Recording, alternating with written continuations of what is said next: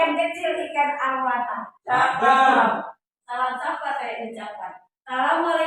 Assalamualaikum warahmatullahi wabarakatuh. Waalaikumsalam warahmatullahi wabarakatuh. Alhamdulillah udah datang Ustaz. Taghfiruhu wa na'udzu billahi min syururina wa min sayyiati a'malina. May yahdihillahu fala mudilla lahu wa may yudlil fala hadiya lahu. Amma ba'du. Qala Allah Ta'ala fil Qur'anil Karim, a'udzu billahi minasy syaithanir rajim. Bismillahirrahmanirrahim.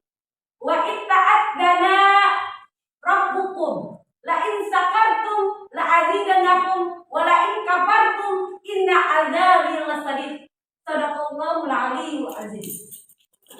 Pertama-tama marilah kita hancurkan keharibaan Ilahi Rabbi yang telah memberikan kepada kita berbagai macam nikmat, entah itu nikmat iman, nikmat Islam, serta nikmat sehat wal afiat. Salawat serta salam tak buka kita hancurkan kepada junjungan kita, baginda kita Nabi Muhammad sallallahu alaihi wasallam yang telah membawa umat dari masa kebodohan sampai masa dengan penuh dengan ilmu pengetahuan seperti sekarang ini. Yang saya hormati kepada Ustadz Muhammad Kadabi dan yang saya hormati teman-temanku, rekan-rekan mahasiswi. Baiklah, untuk mempersingkat waktu, saya di sini ingin menyampaikan risalah Rasulullah Sallallahu Alaihi Wasallam, yaitu mas'alatin memperdalami makna puasa Ramadan. Puasa bulan Ramadan itu mengajarkan kepada umat Islam untuk dapat mengerti dan memahami serta merasakan apa yang dirasakan oleh orang-orang yang hidupnya serba kekurangan. Kenapa? Karena orang-orang yang hidupnya serba kekurangan sudah pasti dia akan merasakan yang namanya kelaparan, yang merasakan yang namanya rasa haus, karena ekonominya sangat memprihatinkan. Betul nggak teman-teman? Betul. Maka itulah umat Islam diwajibkan untuk berpuasa. Agar apa? Agar kita sama-sama merasakan bagaimana sih rasa lapar. Karena contoh kecil misalkan, setiap hari mereka mengumpulin botol-botol aqua, dari satu dikumpulin hingga banyak, masuk dari kampung ke kampung, dari lokasi lain ke lokasi lain. Setelah terkumpul, baru dia jual. Untuk apa? Untuk sesuap nasi. Bahkan dia sampai menahan lapar dari pagi hingga siang. Karena apa? Karena belum terkumpul itu botol aqua. Begitu sudah terkumpul, dijual. Tapi harganya tidak sesuai dengan apa yang dilakukannya. Kadang sehari cuma makan sekali. Maka dari itu, kita sebagai umat Islam, setelah kita menjalankan puasa, itu ada yang berubah sama diri kita. Ada keberkahan dalam diri kita. Kenapa? Kita semakin cinta dengan orang-orang yang lemah, semakin rajin bersedekah, semakin menyayangi orang-orang yang hidup serba kekurangan. Itu namanya puasa kita ada khasiatnya, ada keberkahan dalam diri kita. Betul nggak? Betul.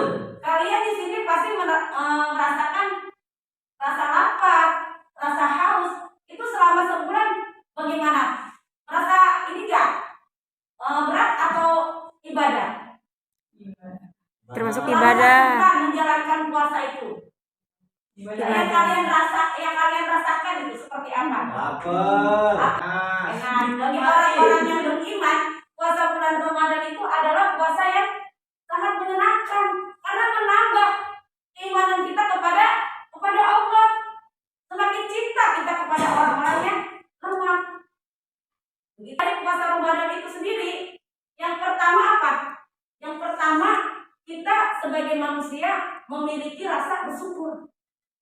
Bersyukur akan nikmat yang Allah berikan kepada kita. Kita masih bisa makan, kita masih bisa minum. Berapa banyak orang-orang yang di luar sana hidupnya kekurangan, hidupnya sangat memprihatinkan. sebagai umat Islam banyak-banyak untuk bersyukur kepada Allah.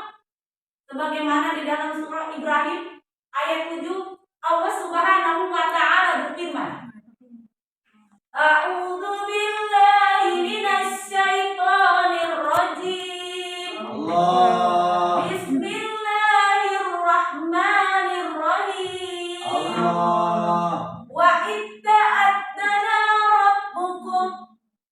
Ketika Tuhanmu mengingatkan kamu, maka memaklumkan. La in sakartum la azidannakum. Dan jika kamu bersyukuri, niscaya Allah akan menambahkan apa? Menambahkan nikmat. Jika kamu mensyukuri dalam bentuk apa? Ayo, mensyukuri dalam bentuk mensyukuri nikmat. Mensyukuri nikmat Allah. Maka jika kamu mensyukuri nikmat Allah, maka Allah akan menambahkan nikmat. Wala in kafartum inna adzabi lasadid. Allah. Dan jika kamu mengingkarinya, maka sesungguhnya azab itu sangat berat. Azab siapa? Azab Allah. Kepada siapa? Kepada orang-orang yang mengingkari. Mengingkari apa? Mengingkari dari nikmat-nikmat Allah.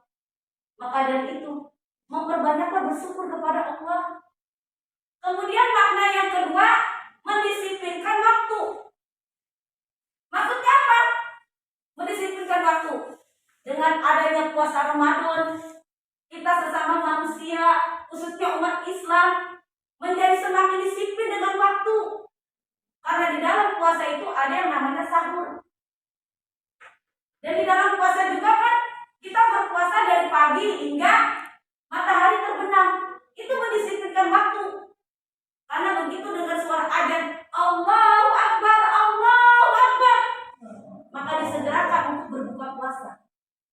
Tidak boleh untuk menunda-nunda di dalam berbuka puasa. Rasulullah bersabda, Bakiru bil iftar. Segeralah kamu untuk berbuka. Maksudnya apa? Segeralah berbuka di awal Ramadan, di awal suara azan. Di awal begitu Allahu Akbar, untuk disegerakan untuk berbuka. Tidak boleh untuk menunda-nunda.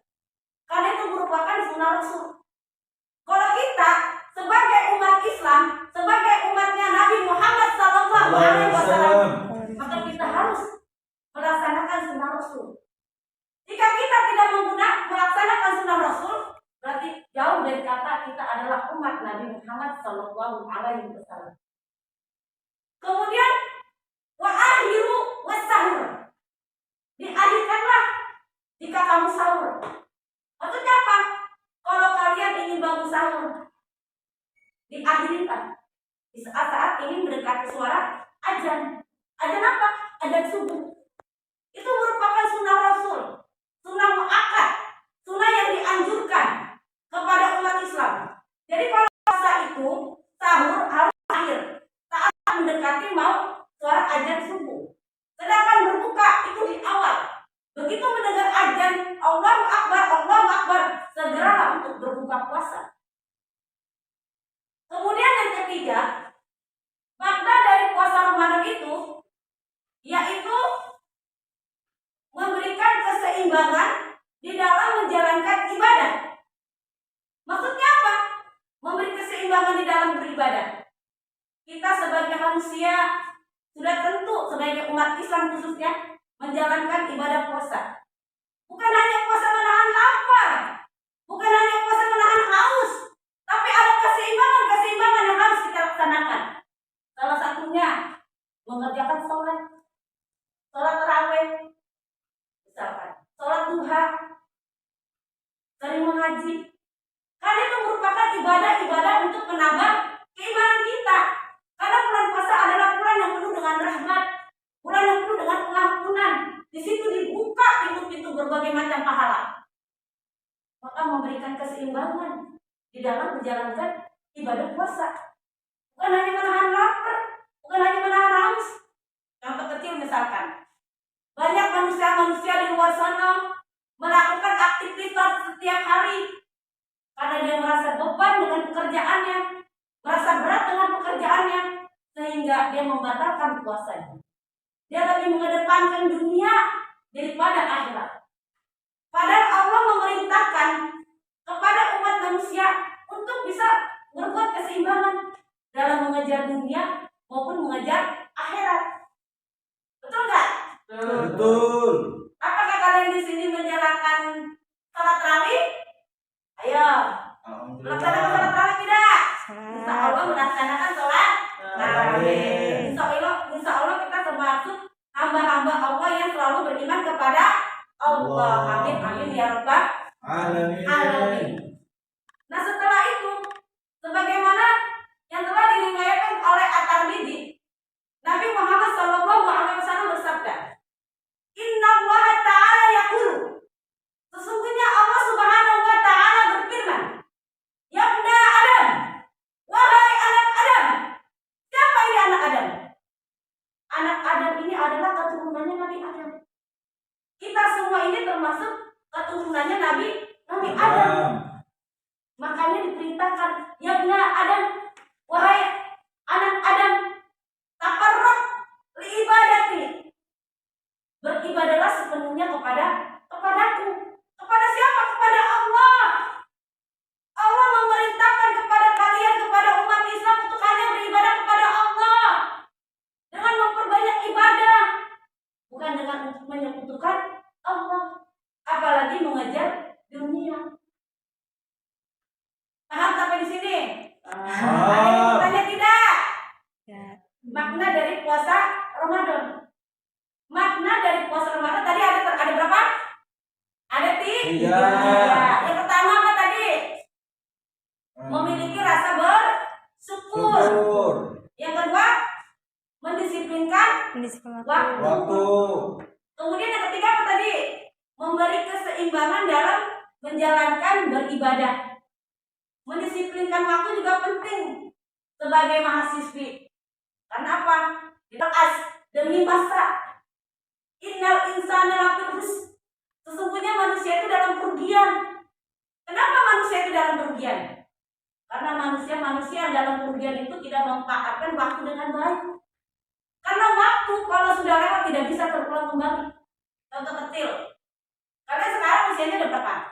20. 20. Nah, di saat kalian umur 20, kemudian tiba-tiba kalian diambil sama Allah. Bisa nggak kalian kembali lagi di masa kalian pengen hidup kembali? Nggak bisa. Maka pergunakanlah waktu dengan baik-baik.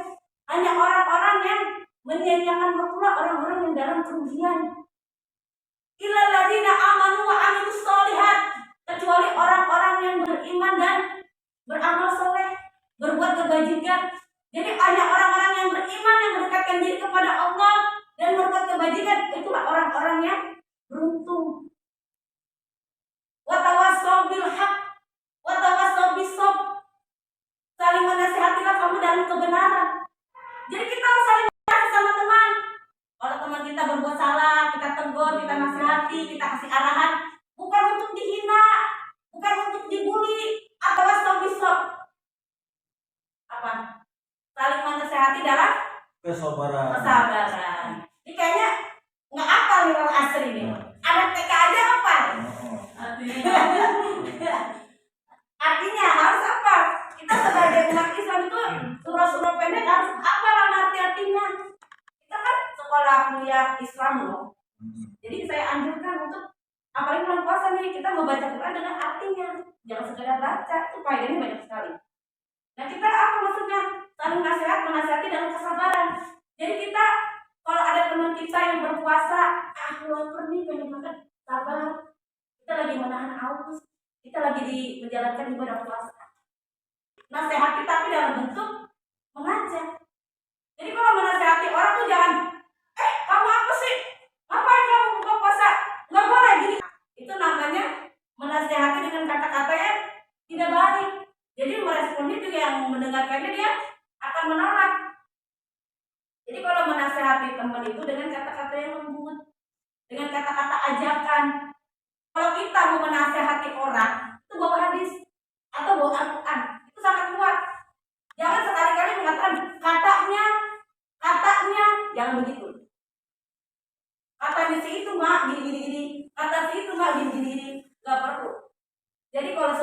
sebagai mahasiswa itu berpikirlah sesuai dengan kualitas pendidikannya. Jangan kalian seorang mahasiswa tapi berpikir seperti anaknya SMA. Kalau ingin menasihati teman atau orang tua ataupun siapapun itu, berusaha mungkin bawa hadis dan bawa Al-Quran. Jangan dibiasakan dengan membawa katanya nggak boleh. Itu mencerminkan bahwa kita bukan orang yang berpendidikan. Bila perlu riwayat ini, riwayat itu, bisa dipahami? Bisa. Ya, amin. Jadi hanya inilah yang bisa saya sampaikan. Saya sebagai Bumaya bukan ingin mengguru kalian, tapi kita di sini hanya untuk berbagi ilmu, berbagi pengalaman. Karena yang saya katakan juga belum tentu saya juga orang yang baik. Saya juga sebagai manusia masih banyak kekurangan dan